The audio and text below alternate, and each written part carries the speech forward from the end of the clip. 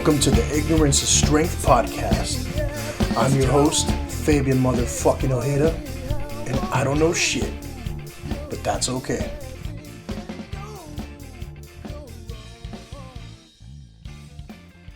All right, let's get this shit started. Thank you everybody for listening to the Ignorance is Strength podcast. Hope you all enjoyed episode number 30, the shit show number 3.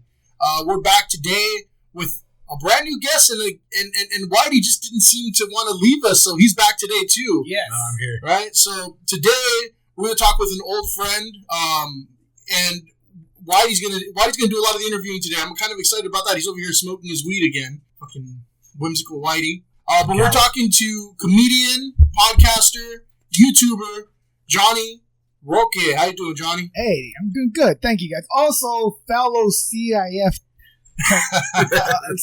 participant. Is that what? Did we get participant patches? Because we didn't win a championship. We did get patches for participating. We're going to start there. Hold on a minute.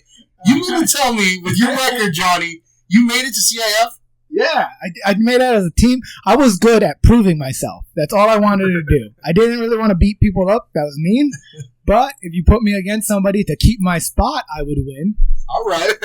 So I want to start there a little bit. We definitely have a lot of history when we were part of the wrestling team. Johnny, I think I don't know if you know this, but I've actually known you or known of you for a very long time. You went to Parkview Elementary, right? Yeah. I remember seeing you at Parkview Elementary when you were an uncoordinated third grader or something. Yeah, jumping rope for heart at Parkview. Fuck you! Don't you bring that up? I didn't know you remembered it from that long ago. Wow. But it was kind of crazy because I didn't know him. You know, I didn't know him until we started wrestling at Mountain View. And then I realized, I look at him, I'm like, is that the fucking uncoordinated kid that was jumping rope for heart at Parkview? For reals? Yeah. Check it out. And it's 2 decades later, so I don't think you're going to be sore about this. But 2 teachers were just like talking shit about all the kids jumping rope. And I remember paying attention. I was just kind of, does anyone jump rope? I'm like, I don't jump rope. That's for girls. Right? And so, my teacher was just like, okay, we'll just stand here till it's all done. And I heard her and another teacher, they were just kind of looking around at kids like, oh, look, this kid can't jump rope. And they point at you like, they're like, Johnny's trying so hard, but he's very uncoordinated. I'm like, this bitch, right? I tell everybody how much I was bullied as a kid, and nobody believes me. He was bullied by adults. I was bullied by everybody. It sucked. Oh. Well, it's because the adults were okay with it, it seemed like. You'd probably be like, teacher, they're picking on me. Well, look at you. I was a teacher. They called me smelly, and they're like, because you smell. Once you got to Mountain View Wrestling, though, I think it was a different story, right? I noticed there you worked pretty hard, man. I don't think you really missed many practices. You were you're there every day. Like you said, you defended your spot. You know, how did you like those days? And do you have any memories of the old whimsical Whitey and I? Oh, I love those days so much. You guys were literally like such a strong point in my growing up. Because you guys were my only friends. All my activities were friend-based activities. I didn't know how to make friends outside of activities. It was my friend who lived at the corner. I had friends in proximity, and that's all. I had friends from church and you guys. So when we did that CIF championship, we went on to compete as a team, and we practiced at a Royal. Mm-hmm. That was dope, because then we got on the way back. Do you remember what we would listen to? Queen. Alfred would fucking bump Queen the entire way back. He's like, hey guys, we're gonna get pumped. You guys ready? Then all of right now, I was like, oh fuck, I don't even know this song, but I'm pumped. Let's do this. That's funny. I remember rolling up to the tournaments with when Garcia was pumping NWA, and we were all jammed in the back of the SUV. Dude, there was fucking... Yeah! The bus didn't show up that day. Was that what it was? Yes. The bus didn't show up, and Garcia and his fucking 4Runner had about 12 Mexican kids shoved into it, and we just showed up with 4 kids in the front row, everybody else packed in the back. bumping. Which NWA song was it? What? I have no idea. I just remember like everybody looking at us kind of weird. But we went to the tournament where it was like all rich white kids that had their own their own like what do you call it? Campers, cooking eggs and shit outside the tournament. They had parents there. I think we need to look further into this. That sounds like they never really ordered a bus and somebody embezzled some money there. Probably. I mean, wrestling, I don't think those guys make a lot for coaching wrestling. No, it's a stipend. It's like a $3,000 stipend. Plus whatever the bus costs. Bus costs, I can tell you because I order buses. It probably costs a good $600. There you go. It's Christmas bonus. Oh, yeah, they stuffed us in the back because I remember I was all the way in the back. Because like I grew up in a big family, and that's how they transported us. I remember being like in the back of the truck, and like there was another guy. Like we were like Tetris in there. Yeah, I was there. I don't remember filling my legs for an hour. Well, then that's why everybody lost, right? we didn't have proper blood circulation. We had to cut weight the day before. It was so much fun. Yeah. You had some weight cutting issues, right? I always cut weight. Once I figured out how to lose 10 pounds in a day, I was like, never have to stay healthy again. Back in those days, I think it would be funny when people, would tell you like, "Oh my God, I lost 2 pounds this month."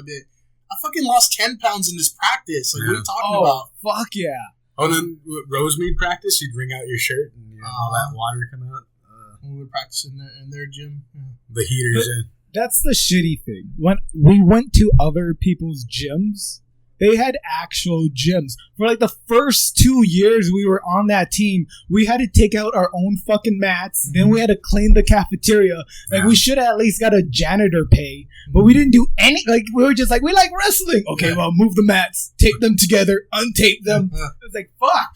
Now, let me ask you this, because you were around long enough to probably remember this. You remember the mat shitter?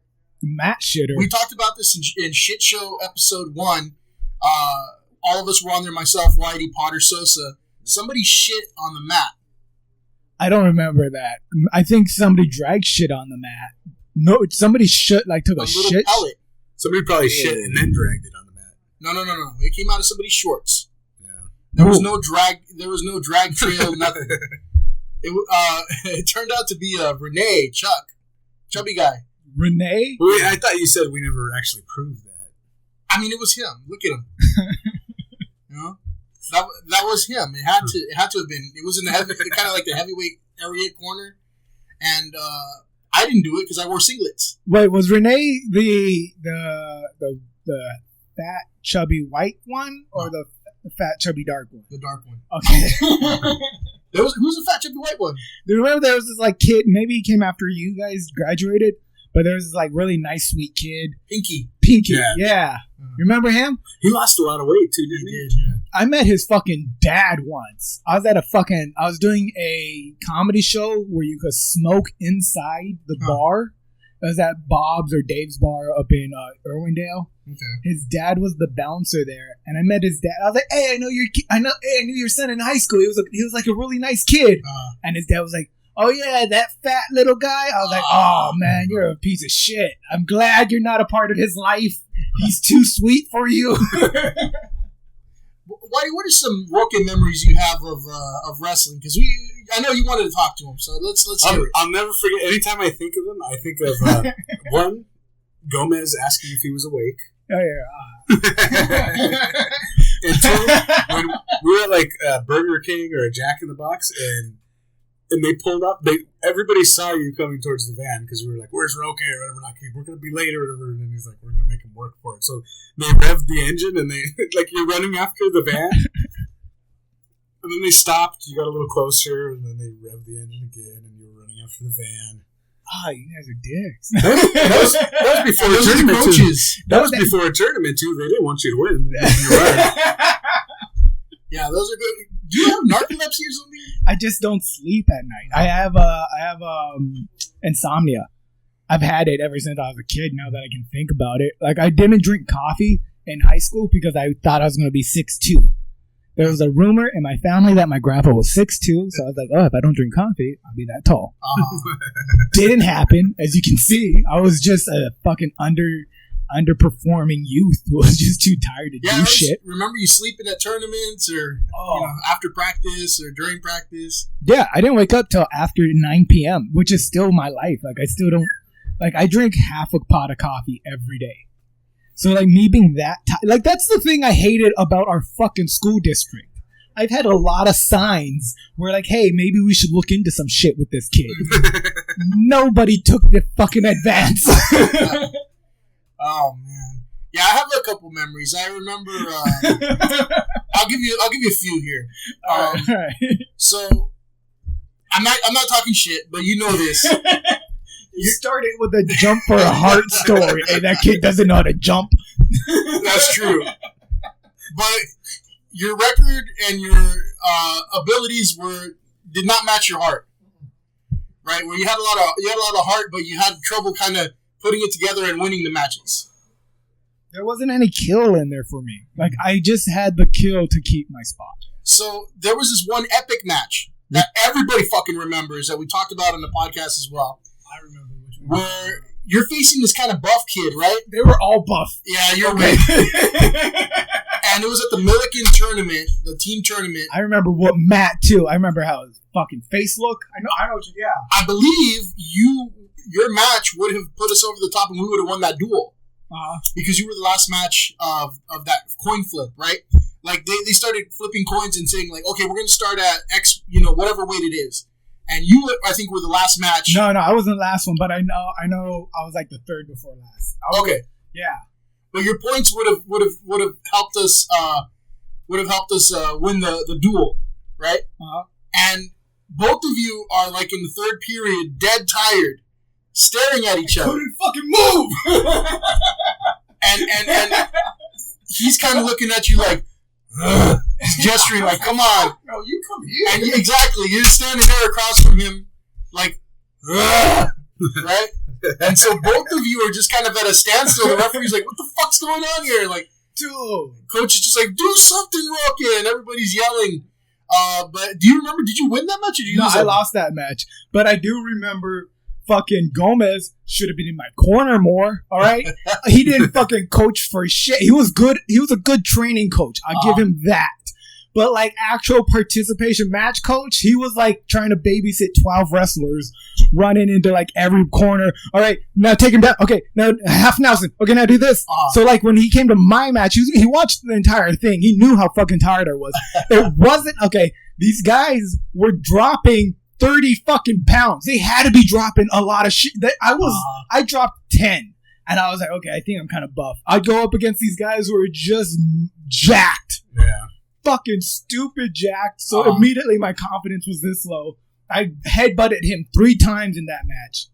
I remember that he was... So that was on purpose. Fuck yeah, that was. Every time. I made it look like it wasn't. But every time I grabbed him by the back of the headgear, it looked like I was going to take like a single shot and just boom, hit him in the fucking dome. Because this guy had a fucking arm as big as yours on a body as big as mine. I knew he was going to fuck me up. Yeah. So when the dude was like, come over here, I was like, dude, I got to collect my thoughts. You come fucking over here. I know if I go towards you, I'm going to give you, I'm on the attack and you're on the defense, and I don't have the strength for that.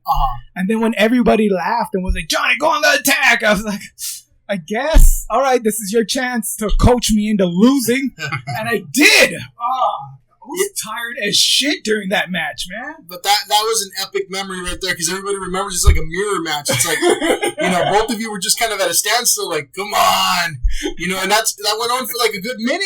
It was, dude. Because the guy wasn't good enough to beat me. Mm-hmm. He was strong enough for sure, but like I was like at least agile enough. Mm-hmm. Like I remember my first match. Do you guys remember your first match? Yes. What was your first match? My first match was at Northview High School. No, sorry, Covina High School. Northview, I missed the tournament. Covina High School. Okay, but also, wait, let's stop. You guys started with a different coach than I did, too. Yeah. You guys started with this crazy guy who knew that wrestling involved cardio and throwing boots at you for some reason. That's all I remember. You guys would always be like, at least Gomez doesn't throw a boot at us. He made us, and Coach Ray, our first coach, made us crawl under the mats. Which I've never crawled under the mats for any wrestling match before in my life, but I guess it helped. Yeah, that guy was. He got us in the best shape. I mean, that guy was abusive. Down point. In the wrestling podcast we were doing, we were talking about how we would do bridges, and he would step on our stomach or whatever while we were doing a back bridge. And like, I could have a 200-pound man on my chest, like walking across other dudes, and it wasn't breaking my neck. So I guess there's that. Actually, you know what though? When you bring up abuse, Gomez actually left us a message on episode 10 of the podcast saying that, you know, even the nicknames we use could be considered abuse these days. Definitely. You know, like we used to have, was it Whitey? You know, Grimace. The Grimace. Fucking, was it he called you drunk in wrestling sometimes. Did he? Yeah. Like, he'd just be like, fucking Roque, drunk in wrestling, man. I guess that's when he was in my corner coaching me instead of coaching. Yeah. Because I'd go into flails, dude. These big ass dudes would come after me. I'd have to like pop out my back because I'm double jointed, and I'd be able to like slip out of things, and they'd be mad because I get sweaty immediately. You were in Submission Factory though before you even got to us. I remember. Yeah. He came with Matt. Yep. I don't know. I feel like you guys were paired. We're still looking for Matt, by the way. He's gone AWOL. I feel like the first time I met you, I met a dangerous man. Don't look for a dangerous man. Okay, leave him alone. we're gonna ambush him on the podcast one day. Oh yeah, can I be on that one when you guys do? I think we gotta have everybody confront him. The three of us, 12 of his baby mamas. I'm not confronting him. It'll be like Jerry all over again. Jerry. Matt. Oh, sorry. So your first match was? Yeah, I was at Covina High School against a kid from Northview, and I pinned him in the first period because he sucked, you know, and so that got my confidence boosted super high. But my second match, I got my ass beat, and in that season, my freshman year, I got my ass beat the entire rest of the season. So, you know, it really humbled me because I had to learn to be good, you know. A lot of the times, if you're good right off the bat and you don't have to work for things, it's not really worth it. You know, you lose the passion for it. But because I sucked for an entire season, I think I had to work for that for that, and I built the passion back up. Yeah, I agree with that. I don't even remember my first match. Like, what? It was I did the same thing. I didn't have that boost of confidence the first time around, so I didn't make it. But let me see if you and I remember your first match the same way that you remember it. Oh, okay. Because I think you won. I won. I did win. And I remember specifically. Go ahead. All right. I remember you guys made fun of it because the end of the story makes sense. But the dude was beating me. I remember he was maybe an inch or two taller than me. Mm-hmm. He was this cut black dude. Yeah. And he's just like buff. And like he got me up to 15 points. And in wrestling, once you get up to like 16, you automatically lose. And like the match points go to him. So he wanted to like get all the points and then pin me. And then when he was going in for the pin, I just bridged really hard. Mm-hmm. And I pinned him in a second. And like the ref called it. I got up. I jumped. I remember that. Both head. I did victory jump. I was like, fuck yeah! I remember the team was embarrassed at that because he thought you were fucking Kurt Angle who just won the Olympics gold medal with a broken freaking neck. That's right. When really it was just a win at a dual meet. Oh, there was so much more. This guy knew so much. Like, I could tell this guy was good. He came in super confident. He took me down. I fucking fished to my stomach. Then he dragged me back. I remember I tried to, like, scoot out, and he grabbed me by the hip and the arm, and he was like, I was like, oh no, this man. He was like, I was calling him a man in my head. I was like, this man is so strong. Well, that's no joke. We've been to CIF a bunch of times, and all these kids are like 19 already. Yeah, they pretty much are men. I mean, yeah, dude. I think about how strong I was at that age. Like, and I remember you telling me a story about you fighting your dad. That did happen. Yeah. Oh shit! I remember you were like, "Yeah, I fought my dad," and I was like, "What?" He's like, "Yeah, I took him down with a double leg, and he didn't do shit." That's how he won the Villarino household. That was really strong. But like you're like pastily strong. Yeah. Everybody doubted Whitey. Yeah. No, I remember you beat this kid at an Almani match. Yeah. It came down to points. He kept looking at the clock, and he got a technical, and that's put you 2 points ahead. And then when the match ended, that's how you beat him. Technicalities. But like then Gomez was like, "That's what I'm talking about." I remember that match, and I remember the tech. I didn't know I had that many points because I wasn't paying attention to the score. I was just trying to wrestle in a match, man. Like I didn't care about the points. I was just trying to win, you know. And I had never got a tech before. Yeah. You're so astute about wrestling. You were very much like you're a very good like technical wrestler. Mm-hmm. Like you're very good with like, okay, this is how this is supposed to be done, and these moves should partake afterwards. Like that's what I always liked about you when you wrestled. Yeah. Like I was too wild, and I was depending on too much luck.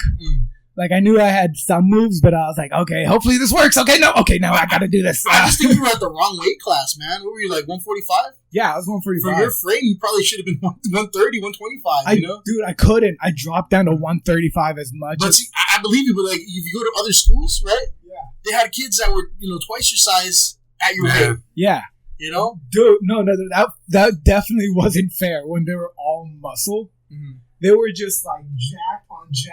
But they had better training programs. Money. They had money. Anyway, I want to get.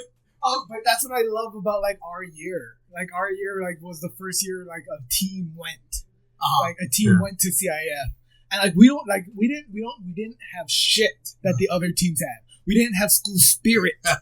Okay, every other school had had some type of cheerleader there. Nothing for us. We didn't have shit. Hey, the bus did show up that time. There you go. Got that part done.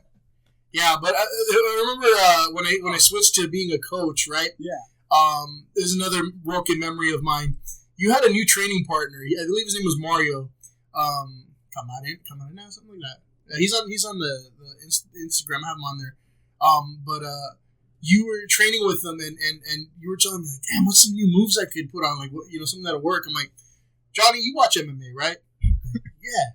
I'm like, you know what like a guillotine choke is, right? Yeah. I'm like, use your front headlock like a guillotine choke. Oh, that's what happened. Oh, fuck yeah. And so I was like, use your front headlock like a guillotine choke. It's the same basic thing except you have an arm in, right? And you started using the shit out of that, and then. 20 minutes later, Mario comes up to me. Hey, coach, can you talk to Johnny because he's just fucking choking me? I'm like, oh, god damn it. Dude, I forgot. Okay, I remember that becoming my move at the end of the season of like my senior year. And I got mad because like I didn't have a move before. Before I was just like, okay, I could do an arm drag or I could do a single leg pick. But like before, I didn't have anything else. And then once you showed me how to like do that front headlock guillotine, I was fucking choking motherfuckers out. Like because it wasn't supposed to be used like that, but I had a sharp ass shoulder, so I would bang it on the back of someone's neck, and I'd grab their bicep, and I'd just have them stop breathing. And that worked. It worked a little bit, right? Oh, dude, I beat so many people with that move. Even afterwards, when I would go back to MMA, I would like use that move because nobody knew how, like, because a lot of jiu-jitsu guys don't know wrestling moves. No, and if you look at MMA fights, I think Matt Hughes beat I forgot who he beat. It was a jiu-jitsu guy, right? He fucking choked him out with the front headlock, with the wrestling front headlock. Yeah. Right? So that just goes to show you how effective it is. Oh man, I love that move so much because it evens out every fight. Like even till this day, when I size people up, I was like, all right, once I get a front headlock, that's it. It's over. All right, Johnny. So I think good wrestling stories. Unless you guys got any other stories you want to throw out there from high school and wrestling, I kind of want to move on real quick. All right, yeah, let's go on. So when we lost touch for a bit, right? Just how things go. I mean, we're on like Facebook or MySpace, whatever was around at the time. But a few years down the line after we graduated high school and shit like that, Whitey tells me like, dude, we got to go see Johnny do comedy. I'm like, the fuck? He goes, yeah, Roque's doing comedy. I'm like, Well, was Roque funny? I always thought he was just sleepy. Like, I didn't know. Like, I honestly didn't know you had, like, a sense of humor, you know? Like, not because, you know, you were a dick or anything, but you just were I think, were always sleepy or quiet, or I haven't heard you say much, right? Yeah, like, I never was, like, the center of attention. Mm-hmm. I was like, if you gave me your attention, I'd, like, entertain you. But I never was like, hey, look at me, everybody. And I didn't know that, you know? And then not till recently where I'm like, oh, shit, I guess, you know, because charisma is one of those things that you can't teach people. You either have it or you don't, you know? And I think, you know, sometimes you hide it. Like me too, same thing. I can fucking, you know, be the one holding court and take the center of the room and just fucking get everybody's attention. But I hide that a lot of the time because I want just people to leave me the fuck alone. I want to do my own thing, right? Mm-hmm. But when did you start getting into comedy? When did you decide to get into it? What, like, inspired you, or how did you fall into it? Like, I've always wanted to do it, like, since I was in middle school, or even before that, like, elementary school. Mm-hmm. But when I graduated high school, I went to Rhode Island for a year. And then, after a minute, I was like, you know, I should probably give stand-up a try. I've been wanting to do it. So I bought a notebook, and I couldn't find an open mic. So I moved back to LA. I transferred to a college out here, and I did an open mic out here. And, like, that was when I was 18. Mm-hmm. And, like, I was a fan of stand-up. So I knew that, like, stand-up took forever to, like, get really good at it. And so I was like, okay, cool. Let me spend the next however long it's going to take for me to get somewhere. Yeah. So, like, that's all I ever really wanted. That's still, till this day, all I ever really wanted. Mm-hmm. Like, it's weird how, like, a lot of people have different, like, more standard goals. And that's really, that, like, I've come to recognize that as just, like, that's how people live. That's their life. Mm. Where, like, if, like, what I tell people, like, oh, what's my goal is to, like, get an HBO special. Mm. And, like, HBO, not, like, Latino HBO. Yeah. Yeah, no, for sure. Like, that, and that's not the same goal as other people being like, oh, I want to have a white picket fence. I want to have 2.5 kids. I was like, nah, I want to wake up in weird places sometimes. And be like, no, I need to be in an airplane soon. Yeah, do you remember what city it was in, Whitey? I think it was like Puente, or where was that first show we went to see Johnny? Hacienda Heights. Hacienda Heights. Do you know what that was? It was at City Lights. Whoa. Okay, City Lights? Oh, City Lights. I remember that was a shitty bar. Yeah. We heckled that night, or I heckled that night. Oh, you did? I think I did heckle. That's funny. Somebody was heckling Johnny. I think he handled it pretty well. Yeah. Okay. If it's what night was that? Was there 2 girls there super drunk that night? No. Okay, that was the second time. Because City Lights was a shitty bar that just had a stage where, like, mostly, like, they would have old cover bands, and, like, the local drunks and local pool players would show up. You could smoke in that bar. It was one of those. You know, it's a shitty bar when they allow cigarettes. Yeah, they had a dispensary right next door in that same parking lot too. Yeah, and I remember you guys going there, and it was just a rowdy crowd. Mm-hmm. It was a rowdy ass crowd the entire time, and fuck, that was like 9 years ago. It's a while, yeah. Wow. Yeah, like, because I when I started doing comedy, I remember telling people, but, like, I never, like, advertised it for people to come. Yeah. Because I was like, it doesn't matter if the people know me. Mm-hmm. Like, if people are already there and they're rooting for, which I've never had. Like, one was, like, in high school, my parents never showed up to any of the wrestling tournaments. Right? So, like, it's just one of those things, like, when you gotta do something, you do it yourself. Yeah. So I'm never like, hey, everybody come watch me, please. I'm like, I have a show. All right, you don't have to come. So, like, when you guys showed up, I was super happy to see you guys. I'm always happy to see anybody showing up to anything. When they recognize me or they know me, I'm just, like, always like, oh, my God. Really? Yeah, I mean, I got that little bit of the effect, like, when we used to play in the band and we would invite a shitload of people, right? And, you know, like, if we had, like, a big show, like, at the fucking Whiskey or the Roxy or something like that, you know, your closest people would probably show up.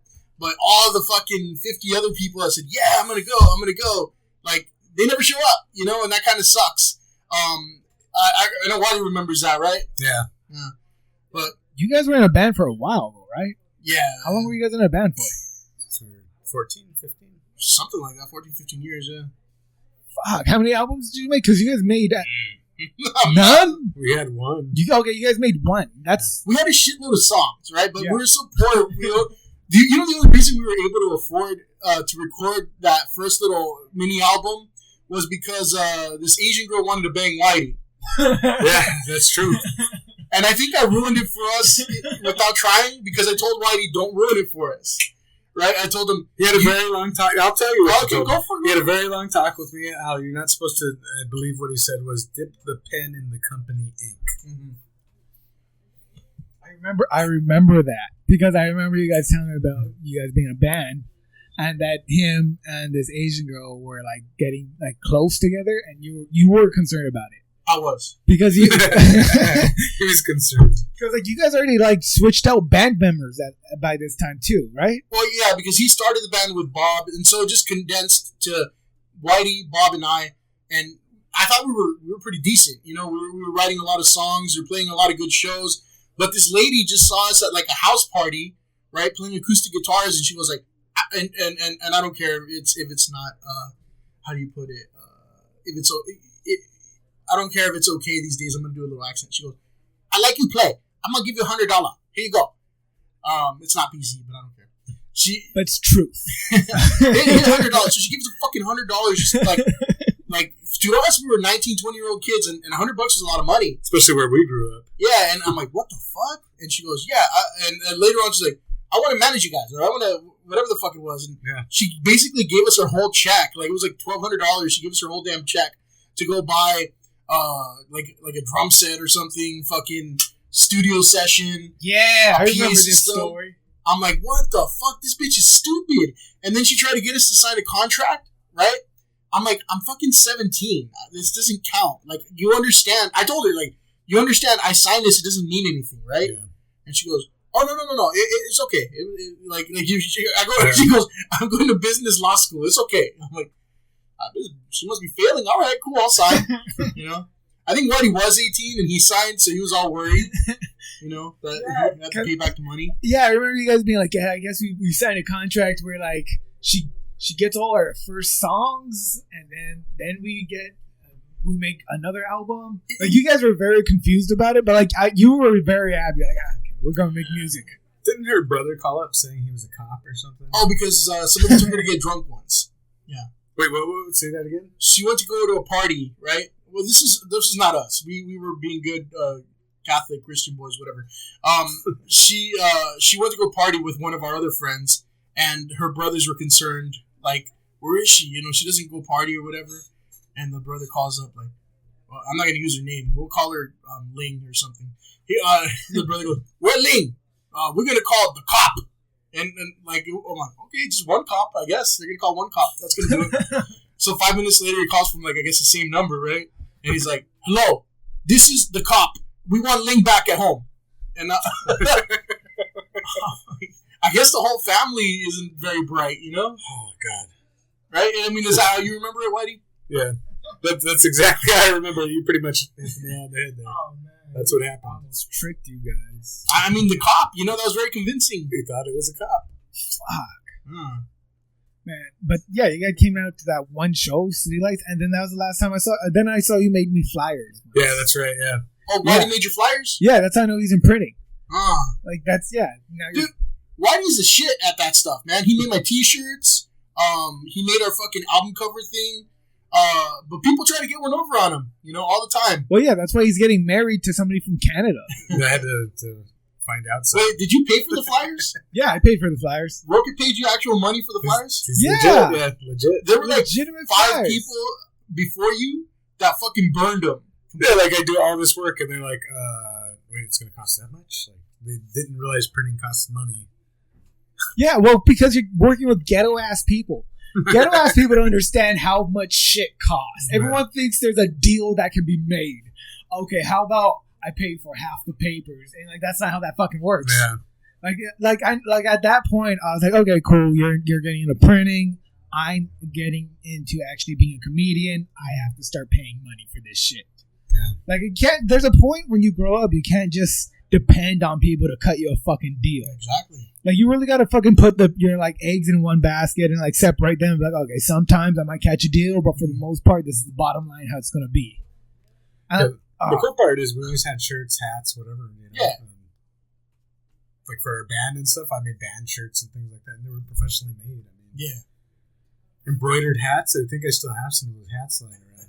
You should raffle some off or something. I don't know if anybody wants those. That's fucking cool. I always wish I could be a part of a band. What would you play? I play the guitar, rhythm, nothing lead. Well, you were in band in school though. What did you play there? It was Trumpet. Trumpet. I thought so. Yeah. I played trumpet until the Disneyland trip, and then after that, I left. I think that's what a lot of people did, right? Yeah. Could you actually play it though? Yeah, I could play third chair trumpet. I don't Not think I've third chair. ever seen him with an instrument. Oh, I'm pretty good. Look at this. That's all It's trumpet. amazing air trumpet. Thank there. you. Thank you. I've never seen air trumpeting like that before. It's very talented. I know. Thank you. Wow. I think you should stop comedy and do air trumpeting the rest of the... I tried, man. It's competitive. And there's a lot of backroom deals. You don't want to do air trumpeting. Get involved with the mafia. Yeah. So, as far as comedy goes, right? I did a social media says poll. Yeah. I asked people, who's your favorite comedian. I didn't get too many responses. I usually get more. I think people, I don't know, people don't see comedy so much as like, oh, that, like a band. Like I have a favorite, band. I have a favorite song. Yeah. Right. I think when it comes to comedy, they just take it as a whole, right? Like some people have favorite comedians. They'll tell you right off the bat. I got like Jim Carrey. I got Bill Burr. I got what's his name? Kevin Hart. A lot of people. This is where they mentioned. The ones that they mentioned over and over again. But who are some of your favorite comedians? Oh, Rodney Dangerfield. He's my favorite, probably. Probably not a good answer right now, but Louis C.K. He's one of my favorites. I know, like, it's not popular, but like him jerking off on people makes sense. Okay, it makes sense because like his comedy is kind of weird. It's like, oh shit, that's weird. But like when Bill Cosby, he did shit right, like fucking date raping all those people. Like that didn't make sense. I was like, Bill Cosby, you're gross. But Louis C.K., I was like, okay, you're that grossness matches. Like I like how like his comedy from like the beginning was just weird ass like sentences that didn't really come together. Like I remember watching him when I was 15, and he did an impression of a dolphin, and I was like, fucking Louis C.K. making these dolphin jokes happen. Yeah. How about some comedians that, and maybe you don't have an answer for this, but some comedians that you think are just completely overrated or they just suck? I don't know, because like it's weird to like have that opinion on people because like there's just a place for it. Like I feel like comedy is an art form. Right? Like if it's not my cup of tea, that's just because I don't live that life. I don't have that opinion. Like a lot of like normal dating like jokes that I'd hear, like just complaints against women. I kind of don't have the same connection with. Because I don't date shitty women like that. Like with comics, you're like, man, women suck. I was like, I guess if you hang around shitty people, like that's your. But like, that wouldn't be my cup of tea. So like, I can't really like. I don't say. I guess magicians. I fucking hate magicians. Prop comics and shit. Prop comics are like prop comics. At least have like a silliness to them. Magicians take themselves so fucking seriously. I fucking hate it. They're like, "Hey, was this your card?" I'm like, "The fuck does it matter? You know it."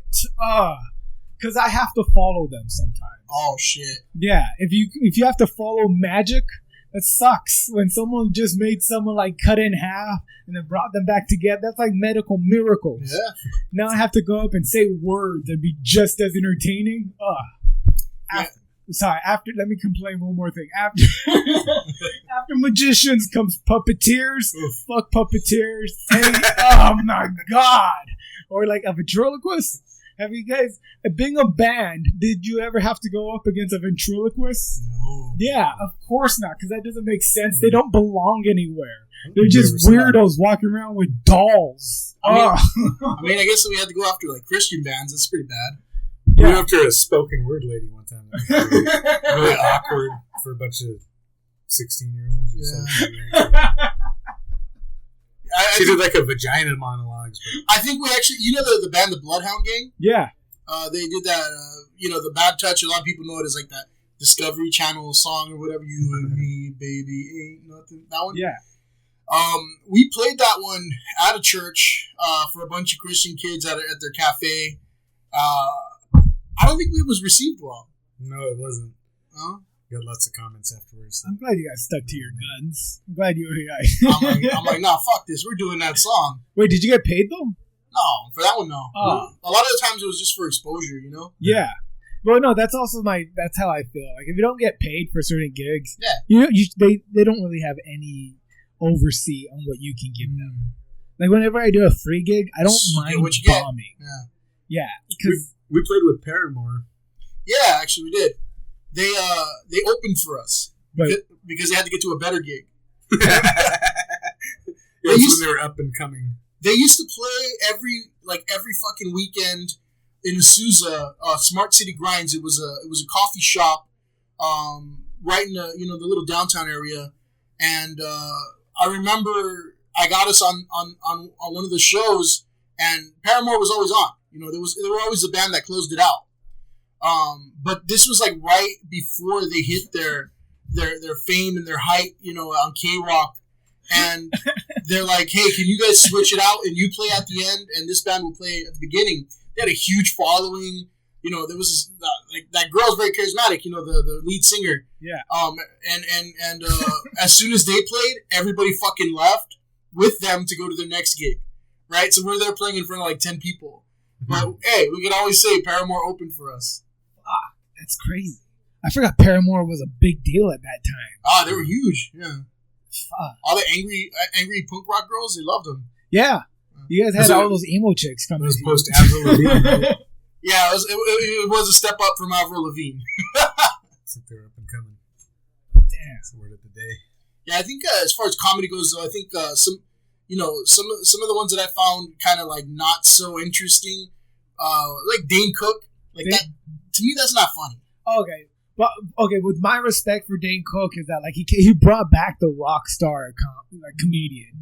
Like I saw him in college. I saw him like at like the peak when he was doing like the Vicious Circle tour, I think, or before that.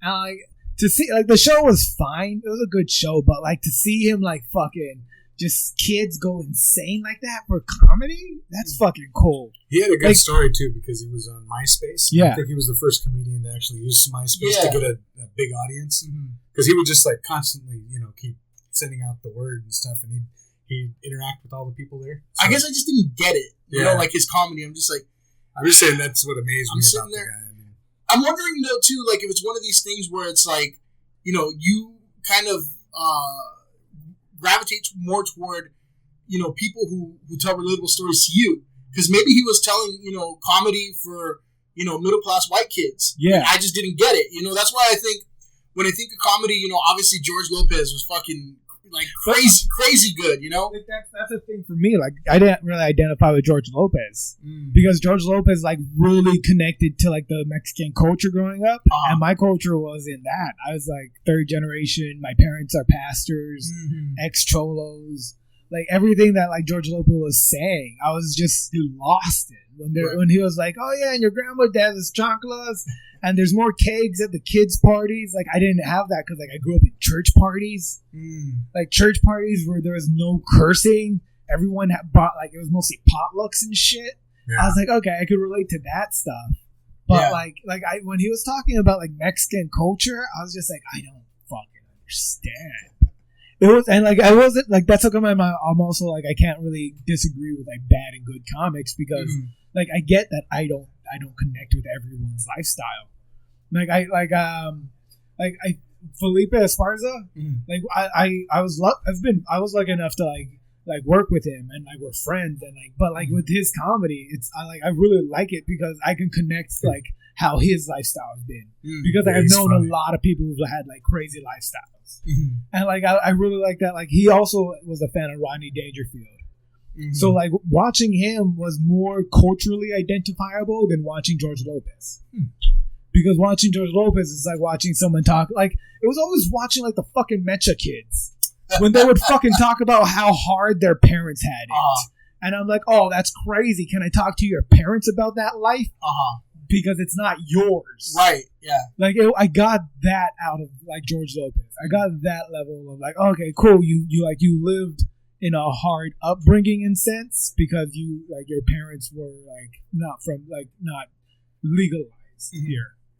And like me, as like my grandma became a legal citizen, and she owns property, and she's like very like she divorced 2 husbands. Like she's been very Americanized. That's a good point. I guess like I said, I think a lot of the times then comedy is all kind of contingent upon where you identify in society, right? But that being said, you hang around and you're friends with people like Felipe Esparza, right? Would you consider yourself to be like a Latino comedian at this point? Like, is that kind of your circle, or you're just kind of more like, hey, I'm just a comedian? No, I can't. Staying out with Latinos. I'm trying to just be a comedian, but I am a Latino comedian. Mm-hmm. Like there is that and I love to identify with that because we don't have anybody. Mm-hmm. Like there's nobody in our circle that to grow. Like we have 3 dudes that are on TV that are brown. Yeah, that are like, oh yeah, fuck yeah.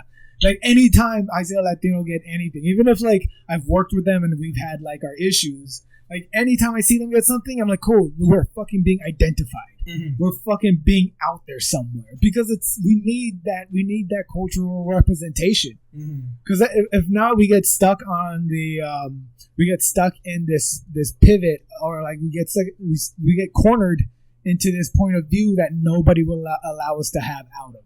That's how come there's such that, like in this last election, there was such a split for like Latinos that supported Trump and Latinos that didn't. Because at one point it became like, okay, if you do support Trump, you also support all these things about being an American, and that's the only way you can really feel that way. We don't call them Trump supporters anymore. They're Potters people. Potters people. Potters people. If you listen to other podcasts, Potters people. But like that level of identifying with somebody is so lost that we like. That's when I'm like, oh no, I'm a Mexican comedian, because if not, there's nobody else for someone to like attach to. Who are some other people in that circle? Like Felipe Esparza, obviously, the big ones. You got like fucking Fluffy and George Lopez. But who are some maybe lesser known people that as far as Mexican or Mexican American, Latino, whatever, Hispanic, whatever phrase you want to use, that we should check out? Gene Pompa. Gene Pompa is like this really funny Chicano comedian. He like has a lot of great like one-liners. Like follow him on Facebook. He's hilarious there. But he was like he's one of my favorite people in the entire world. Like he gave me a good handout.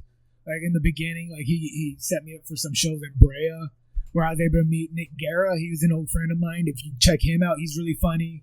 Martin Rizzo, I've heard of him. My buddy. I fucking love this guy. He like check all his like Instagram, Twitter stuff he's out. He's an Alhambra guy, right? Yeah. I think we met him when we saw John. We saw you. Okay. Yeah, check like Martin is like the funniest dude in the world. Like I love that dude. Rodrigo Torres, like he's funny. He's the MC usually on Felipe's tour, but he also has his own podcast. Like there's a lot of good like Latino comics out there that are just getting started, just getting exposure. And you mentioned getting started. How do you get started? Like I know you mentioned your kind of journey there, but I mean you just kind of just go for it, or yeah, you sign up at an open mic and then you go to another one and you go to another one. You start throwing your own shows, and then hopefully other people can get you on their shows, and then you get booked to start like either working with people because you have a degree of, I'd say, performance or joke writing. Those are the 2 parts that you really have to concentrate on, and you have to have a dedication to it.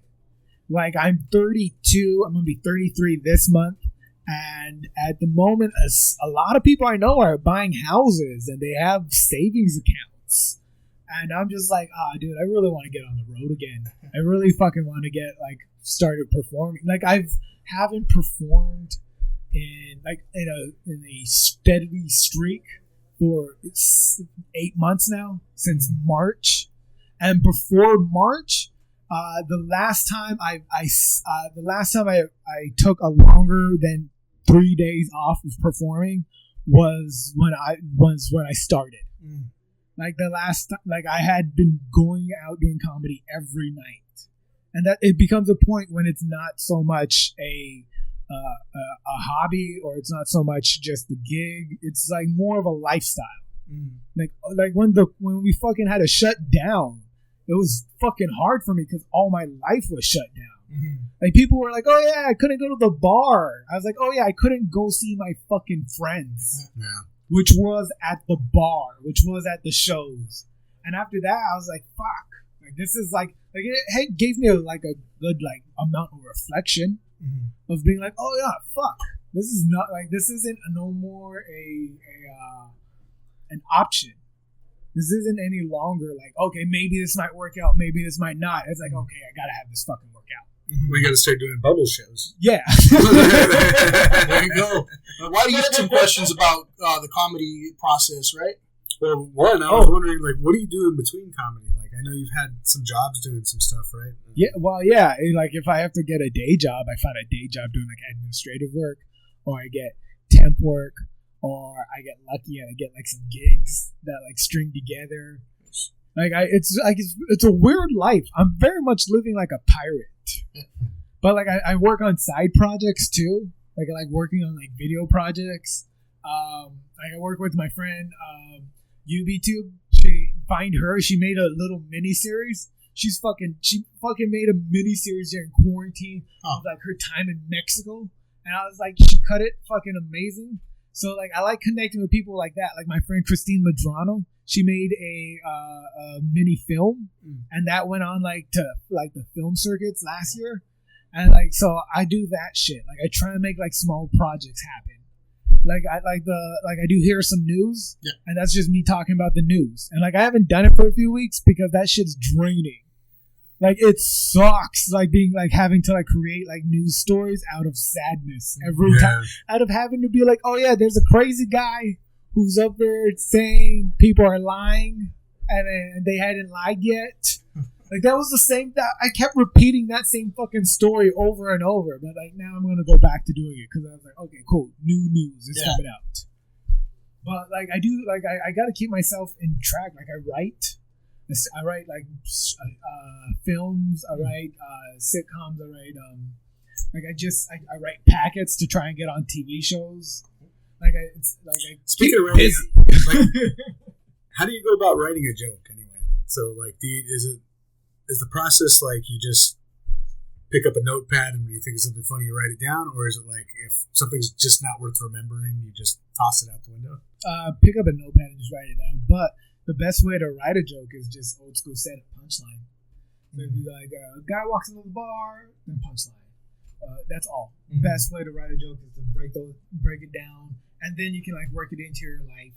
Like, oh man, my cousin walked into a bar, and then my cousin walked into Theo's place. Theo's place is this, and then like you break it down into like more intricate parts, and then you have a joke, and then you get into sets, and then you have a bit, and then you have an act. That's the hardest part, like learning this craft. Was like no one taught me this. Like you could take a class if you want, but a lot of time you like it's just one of those like it's not needed. Right. It's like come on, nerd, get out there, get bomb a few times. That's all. Yeah, that kind of reminds me of the King of the Hill, Bobby Hill comedian classes where they're like, well, that wasn't funny because it didn't go through the guffaw, process.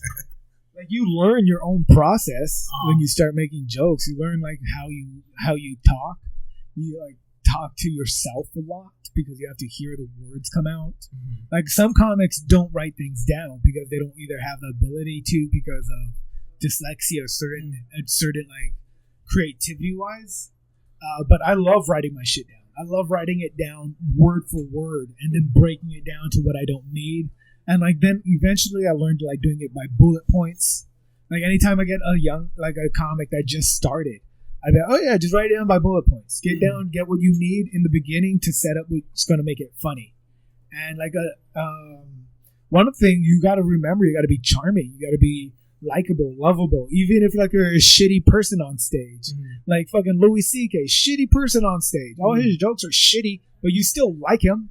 Like there's still that level of like a relatability of it where you're like, okay, cool, I like that because that person was able to like relate on how I think of how I would think through that process. Right. Like when people the reason I tell young comics to write their jokes out is because you could break it down A, B, C, D, and if you're getting to D faster than you should, then you have to add a B or you have to add a C because it doesn't make sense. Like jokes aren't supposed to really make sense until the final product, until the punchline. Got it. Like that's how come every setup is funnier than the punch because your setup makes clear sense to you, but the punchline is supposed to be the funny part. Right. So when it's a humorous setup but a shitty punchline, you got a terrible joke. You got an anecdote, and that's like your fucking grandma has anecdotes. No one's gonna want to watch that for 30, 45 minutes or whatever. Right. Right. That's how I write jokes. Yeah, I kind of think, I was taking a similar kind of process when writing the podcast, because you want to be funny, but a lot of the time, like if you try to script comedy out, it's not funny. No. It's cheesy. Well, yeah. You become formulaic, and that's weird. So I stopped using as many notes because I don't know, Whitey, if you remember how many notes I would fucking throw out there before an episode. Oh, yeah. Used to get a couple sheets. Okay. And I would literally like almost write out the entire script. Obviously we'd improv and do things here and there. If we got down a rabbit hole of something else, we wouldn't necessarily follow the whole script. Yeah. But that's kind of the same process I would take. I'd be like spending like a whole afternoon, mapping out like what I'm gonna say. But then I'm just like, you know what? If I do it with no notes, it's just as funny anyway. I think a lot of it has to do with performance, and you have to know, again, going back to charisma.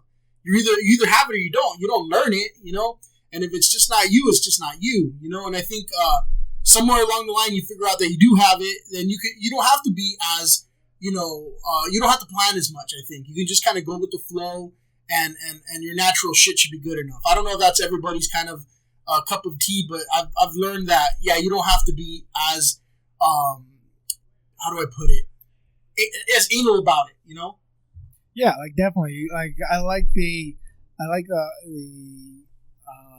spontaneity of it, because that's where the funniest parts would come out, and that's when like you keep notes of like, okay, I like a lot. That's like my fucking miss open mics. I would fucking come out with new jokes every day, and I'd go to an open mic and not worry about bombing because I'm like, no one's paying for this, right? And I'd have like a few afterwards. And be like, okay, that was a good bit. That was a good bit. Okay, then I just continue to write new jokes. Like, you know what just sucks? To have no one laugh at you every day. Like, it was awesome. You have like a worst show that you can remember? The worst show was, you remember that dude Steve in high school? He played the bass. Oh, hell yeah. I want to get him on the show. I'm going to talk to him. Yeah. He's the one who got us the gig at the Whiskey. Yeah. Yeah, no, Steve, I remember seeing him a few years back at a backyard party. And he was like, oh yeah, I just do music now. And I was like, yeah, I do comedy now. And I was like, I can't go back. I can't go to normal shit. Yeah, he was doing Carnival Cruises. He was doing Carnival Cruises. He's getting paid to do music. That's fucking cool. Yeah, that's why I was like, I was so proud of him. Like, when I saw that, I was like, dude, I'm so proud of you. You made this. Like, you made this happen. We started the band before we had a band. Steve had a band. And that was when we were like 10 or 11 or something like that. Yeah. I mean, I've known Steve since I was like 5 years old. Yeah, Steve's been really cool. But I was at his backyard party, and he asked me to do like 5-10 minutes or something, and I was just starting. Like, I probably did like comedy 8 months at this time. And I was like, okay, yeah, I'd do it. Yeah. And then I did, like, I was supposed to be in between bands. I go on stage. I do my 5 minutes. Nobody's paying attention. Kids are running. Like, there's chickens. Steve's backyard. Yeah. And like I fucking remember seeing these these two like Mexicans in the back, and I was like, okay, hey Steve, I'm done. And then Steve's like, 5 more minutes. And I tried to do 1 more minute, and the two Mexican dudes go, boo! And those boos just crushed me. I was like, no, I'm done, Steve. Getting up there, I think we're talking about the performance piece, right? I think it's even more than just the stories you're telling, more than the jokes you're telling. It's your body language, your facial expressions. That counts for a lot. You know? Like, I can watch somebody like Eddie Murphy. He doesn't even have to say a fucking thing, right? Just a facial expression that he makes will make me laugh. You know, just because you know he's gonna say some shit next. You know, that's the whole performance. Tell people, then act. Yeah, like I do my shit in front of a mirror. I look like a crazy person. I know, but because like I have to study my face. I'm gonna study like I like it's a lot of like work to be this bad. Did you watch a lot of pro wrestling as a kid, right? Yeah, us too. So I think that's why we kind of get it. You know, like you know what I'm saying? Like the Rock had to have fucking known that eyebrow thing was gonna do something for him. Yo, okay, I forget. Do you remember us doing a backyard wrestling after in Crayons? Were you there during Crayons? We'd wrestle at some guy's like corner house. I don't remember that. I did a few like videos like that for like class projects. We would do something stupid. You know, like if they told us like do like a Macbeth play or whatever, we do it, but with like a backyard wrestling scene. Oh, that's cool shit. But no, I didn't know about that. Tell me about the backyard Armani wrestling experience. Oh, we're in Crayons. I think I was in 8th grade. And it started off as just like two of my friends and I doing it like at a corner. And then all like the 8th grade and 7th grade boys started like just wrestling at some guy's house. Like that's before we had any after school programs, proper ones. Like we would just slam each other on the concrete and on the grass. It sucked, but it was so much fun because like this was the time when like gangs weren't really recruiting middle schoolers anymore. So we had the ability to fight each other equally. There wasn't anyone taking out guns any longer. I remember you, freaking Fabian. We were at a backyard gig, probably at Steve's house or maybe somewhere else. And like, I wasn't talking to Fabian at the time. Like, I didn't know him as well. And you just snuck up behind me. I didn't even know who grabbed me or whatever, but you did like a suplex me. Like he did like a German suplex on the dirt back there. I mean, this was like a nighttime party. Like it was like a Friday night party. Like and like all of a sudden, like I just get fucking swooped out of the fucking air. I don't know, man. Yeah, that same party that was at Steve's house, and I remember it was like a 30-year-old fucking like country hit guy. I don't know what he was doing on Monty, but he had like a cowboy hat on. I'm like, hey, fucking Farmer John. That's right. And he was like 30 years old, and he was trying to mosh with the kids, right? And I go in there, and I fucking suplex his ass like 3 times till he was like fucking, seeing dizzy, Yeah. So I beat his ass. I was like, I was a freshman in high school, right? And I beat the shit out of this fucking 30-something-year-old, and I'm like, fuck this guy, man. How you gonna go in there and mosh with little kids, That's so funny. I don't know what other city had so many teenagers fighting adults like on a regular basis. Like, you're not these like I've always heard of like people that I fought this bison in the park. That's our claim to fame right there, man. That's our stories we're gonna tell in our 80s and shit. Okay, I think I gotta go get food soon. Yeah, I gotta go. Yeah, no problem, man. That's a perfect way to perfect segue. Yeah, but I think just to close it out, where can people find you? Oh, you can find me on my Instagram, which is just Roque Johnny, ROQEJOHNNY. I do a podcast called Get Healthy. You can find me on that too. But watch my news. I like YouTube. Watch those news channel shows and just comment, say I like it or some shit. That helps because that's what I really want to focus on working building. And I think that's one thing that I feel I can make an impact in because we don't really get a fucking voice out there. I remember having I remember when they were talking about low income housing not being available in the suburbs. Like everyone was like, "Oh, this sucks for minorities." That's not for us. That's for poor white people. Low income housing in the suburbs is for poor white people. Minorities just want our shitty houses to be better. Yeah, we just want the graffiti to be cleaned up, and we want potholes to be fixed, and maybe get rid of all the sex offenders. That's all, and no one is on TV saying this shit.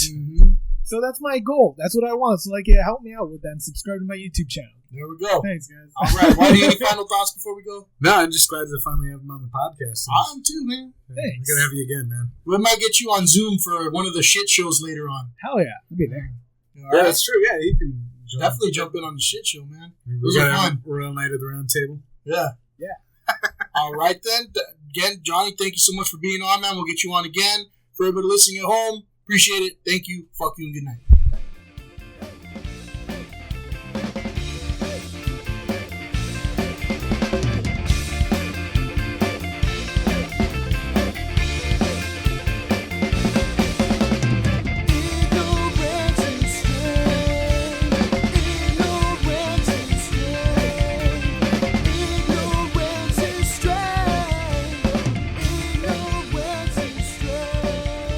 Subscribe to the Ignorance is Strength podcast on Spotify, Apple Podcasts, and Google Podcasts. Like, follow, and share on Facebook and Instagram at Ignorance is Strength Podcast and on Twitter at The Ignorance Pod.